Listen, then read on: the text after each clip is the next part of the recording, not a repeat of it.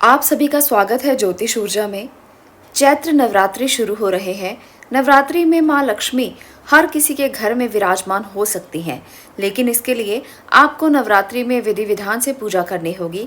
घर में सबसे पहले तो साफ सफाई ज़रूर करें।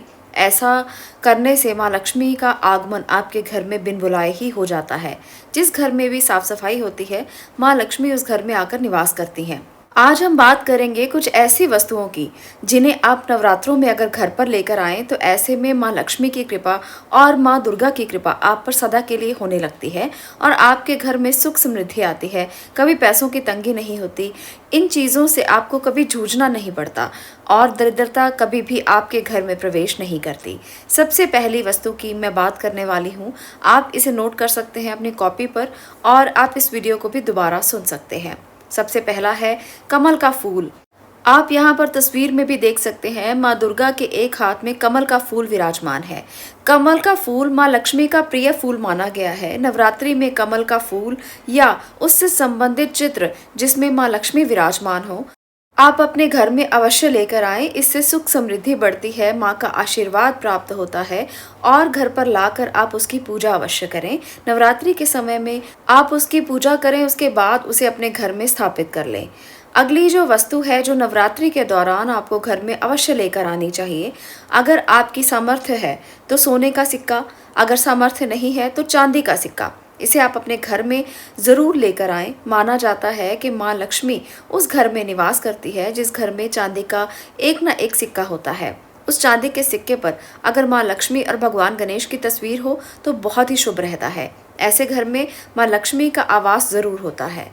अब मैं अगली वस्तु की बात करूँगी।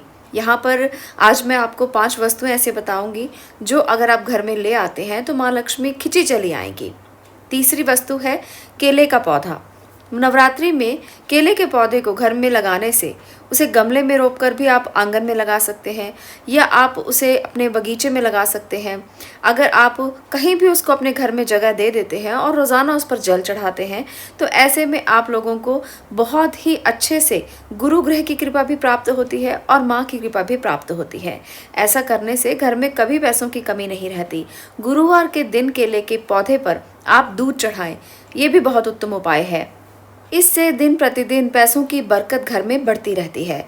अब मैं अगली वस्तु की बात करने वाली हूँ। अगली जो वस्तु है वो है शंख पुष्पी। अपने घर पर नवरात्रि के मौके पर शंख पुष्पी की जड़ को खरीद कर घर पर ले आएं और शुभ मुहूर्त में इस जड़ को चांदी की डिब्बी में आप डालकर रख दें। इसे अपनी तिजोरी में रखें। ऐसा करने से पैसों की तंगी हमेशा के लिए समाप्त हो जाती है। शंख पुष्पी की जड़ को जब आप पूरे नवरात्रे में पूजा पाठ करके उसे चांदी की डिब्बी में डालकर रखेंगे तो आपको बहुत उत्तम लाभ मिलेंगे और आपके जीवन से समस्त समस्याओं का अंत हो जाएगा।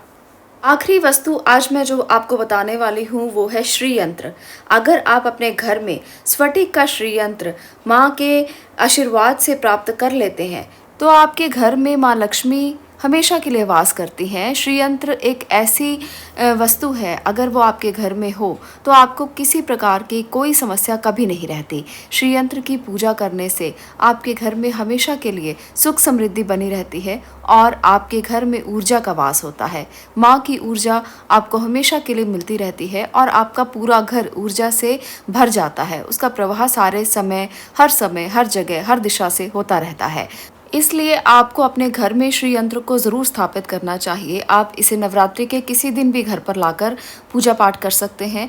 और आप एक बात का ध्यान रखें कि अगर कहीं से आपको एनर्जाइज किया हुआ यानी कि नवरात्रि में अभिमंत्रित किया हुआ स्फटिक श्री यंत्र आपको मिल जाता है तो ये और भी उत्तम लाभ देता है। मंत्रों से और माँ के आशीर्वाद से अगर ये अभिमंत्रित किया हुआ स्फटिक श्री यंत्र आपको मिल जाए तो ये आपके जीवन में बहुत सारे लाभ दे सकता है, बहुत सारी आपकी इच्छाओं को पूर्ण कर सकता है। किसी भी तरह की परेशानी से जूझ रहे हों तो ये बहुत उत्तम लाभ देता है। ऐसे में माँ का आशीर्वाद भी आपको मिलेगा और माँ की ऊर्जा भी आपको मिलेगी। आप इसे अपने घर में स्थापित करें, पूजा पाठ करें। रोज़ाना विधिवत तरीके से आप पूजा पाठ कर सकते हैं। स्फटिक का श्री यंत्र आपके लिए बहुत उत्तम लाभ दे सकता है क्योंकि स्फटिक में एक अलग शक्ति होती है।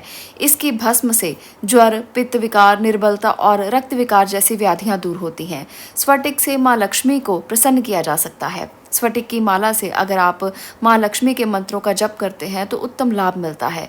सोमवार को स्फटिक की माला धारण करने से मन में शांति की अनुभूति होती है और सिर दर्द से राहत मिलती है। इसके साथ साथ स्फटिक की माला को पहनने से भय दूर होते हैं, घबराहट नहीं रहती और स्फटिक के श्री यंत्र को घर पर रखने से भी इन सभी चीज़ों का लाभ आपको प्राप्त होता है। मन में सुख, शांति और धैर्य बना रहता है। धन, संपत्ति, रूप, बल, वीर्य और यश की प्राप्ति होती है। तो इस प्रकार से बहुत से फायदे हैं स्फटिक श्री यंत्र के और स्फटिक माला को पहनने के। इन नवरात्रि में आप भी इसका लाभ उठा सकते हैं। आप भी अपने घर में इन सभी वस्तुओं को लाकर माँ लक्ष्मी को आमंत्रित कर सकते हैं और अपने जीवन को सुखद कर सकते हैं। आज के लिए इतना ही। मैं मिलती हूँ अगली वीडियो में अगले विषय के साथ। तब तक के लिए आपका धन्यवाद।